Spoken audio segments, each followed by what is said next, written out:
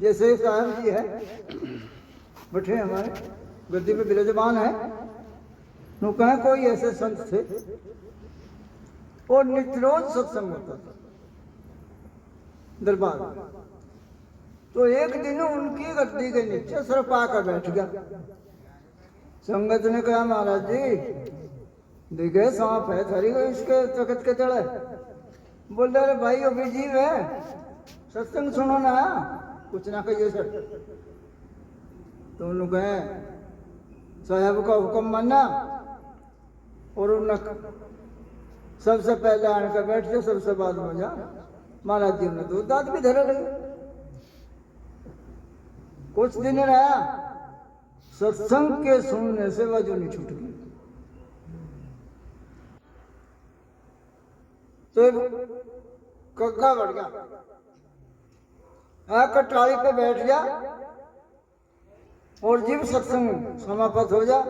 महाराज को बंद की कर कह लगे। संगत ने कहा जी महाराज जी कग्गा कह रहे भाई अभी जीव है इसका भी कल्याण हो जाएगा। सत्संग सुनो ना आया और कुछ ना कहियो। नु कहे और जूनी भी छूट गई। तो कहे बुगला बन गया। जब बुगला बन गया उसी टाली पे आकर फिर बैठा लगा। क्यों सब पता था अब तो वहां पैदा हुआ और सत्संग का इतना लाभ है।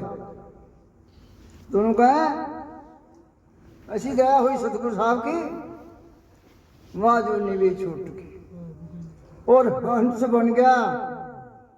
4 जन्म हो गए।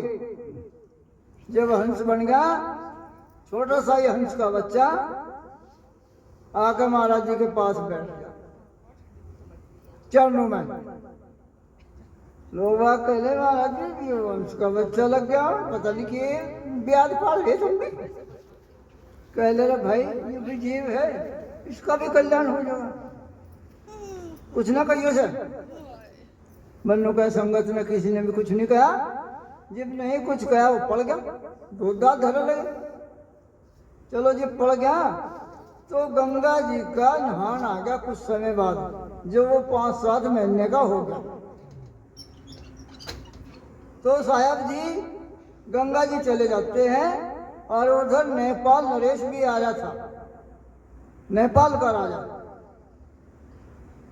तो जैसे वो आप भी नहाए और हंस को भी नहाया तो उसको एक मछली दिखी और वो मछली पकड़।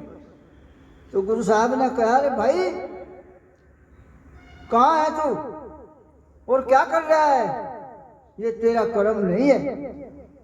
तो कहे छोड़ दी उनका वचन माना और वह मछली छोड़ दी। तो नेपाल नरेश कहता है साहब जी हे गुरुदेव ये बताइए ये हंस है कुगला। कह ले भाई है तो हंसी बाकी से पिछली याद है पिछले जन्म में उगला था और सत्संग के मेरा नहीं प्रताप कुछ भी।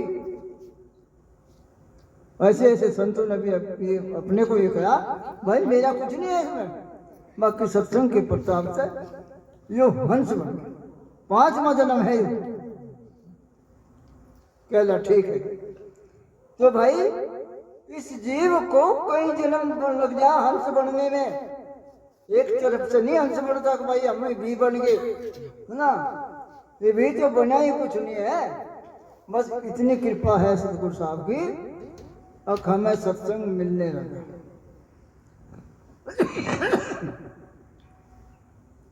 एक उसमें वाणी में कहा सतनाम सत साहेब के गलती तेरे हिसाब की सतगुरु का दोष नहीं है। पढ़ा नमाज रखे रोजी खुदा के घर में घोष नहीं ऊंचे चढ़ाया जान दे वो 100-200 कोस नहीं है।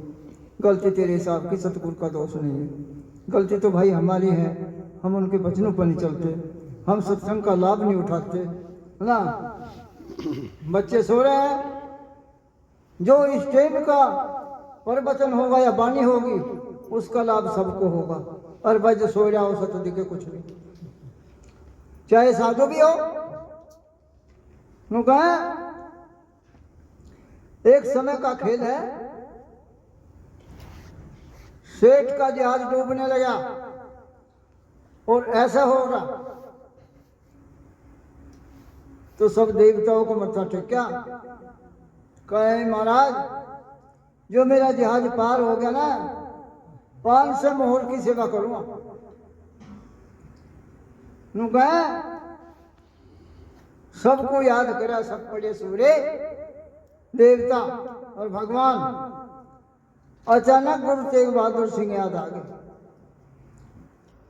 बोले है गुरु तेग बहादुर सिंह, जो मेरा ये जहाज पार हो जा तो मैं 500 मोहर की सेवा करूंगा आपकी। नु कहे सुबह का टाइम था, साहब जी घूमन जा रहे थे खेती में, तो छोट का खाड़ में नु हो रहा, उसने पैर लगाया, बोला चल सीधा हो जा, मैं जावा। और जैसे वो सीधा होया छोट का, ऐसे ही वहां जहाज सीधा हो गया। जब जहाज सीधा हो गया और अपने ठिया पर जाकर बैठ गया और लंगर खिंचवा दिए जहाज के। सेठ ने कहा नौकरों को, अच्छा ये माल यहां तक दे दो और ये माल इस रेट तक खरीद लेना, और जो बत्ती बिकेगा वो तुम्हारा। कहले ठीक है। और मैं आया गुरु तेग बहादुर सिंह की थोड़ी सी सेवा कर हूँ, बोला कहेंगे इस वक्त वहां से आया तो नंद उसमें गए अमृतसर में गुरु तेग बहादुर सिंह। तो वहां पे अच्छा कि भाई ये बताओ यहाँ गुरु तेग बहादुर सिंह कौन सा है? तो संतों ने कहा हे सेठ जी ये तो हम नहीं कह सकते, बाकी जितनी यहाँ संत समाज बैठी है ये सब गुरु तेग बहादुर है। सेठ ने सोचा यार बड़ी मुश्किल की बात हुई और जो मैं 500 मोहर की सेवा करूँ मैं तो सारा दिन चली जाएगा ऐसे। सोच में पड़ गया।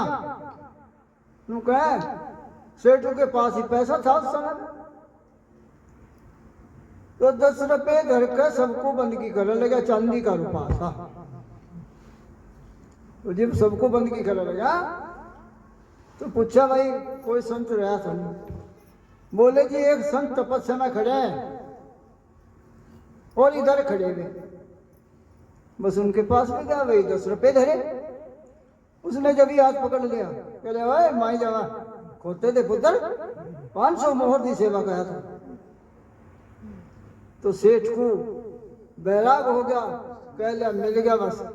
अरे जिसकी हमें जरूरत थी वो मिल गया, जिसकी हमें जरूरत थी वो मिल गया। और 500 की बजाय 1100 मोहर की सेवा करी और कहा हे सेठ जग्गा उठाकर दिखाया, ये जिहाज ये मेरी पीठ तो अड्डे जिहाज थल्ले ता पार उतराओ, देखो वो कुर्ता ठाका तो कमर लहू लुहान हो गई। सेठ खड़ाई गिर गया पैरों में कि सायल आपने हमारे ऊपर इतना कष्ट उठाया और हमारे को पार करा, तो भाई सतगुरु तो दिखे पार ही करते हैं, होने वाला चाहिए। नु कहे 15 दिन उनकी सेवा में रहा और कहा है महाराज वो आपका माल।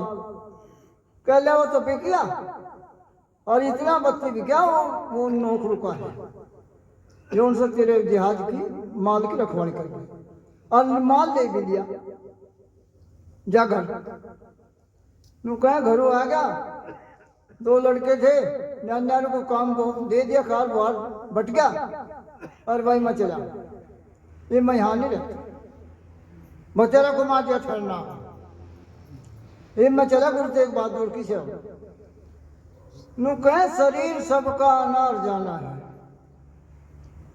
तो जिस वक्त गुरु तेग बहादुर सिंह का शरीर गया तो सेठ को रोते रोते 8 रोज हो गए, पानी नहीं पिया, अन्न नहीं खाया और ऐसे टूल आ गए बैठे बैठे।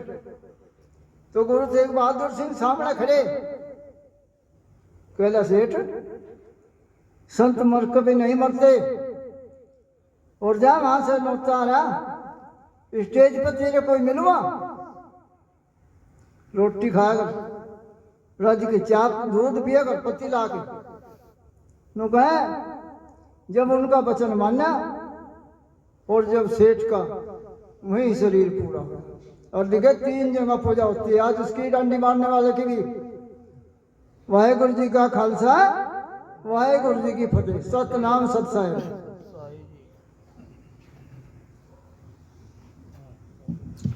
बोलिए श्री सतगुरुदेव महाराज।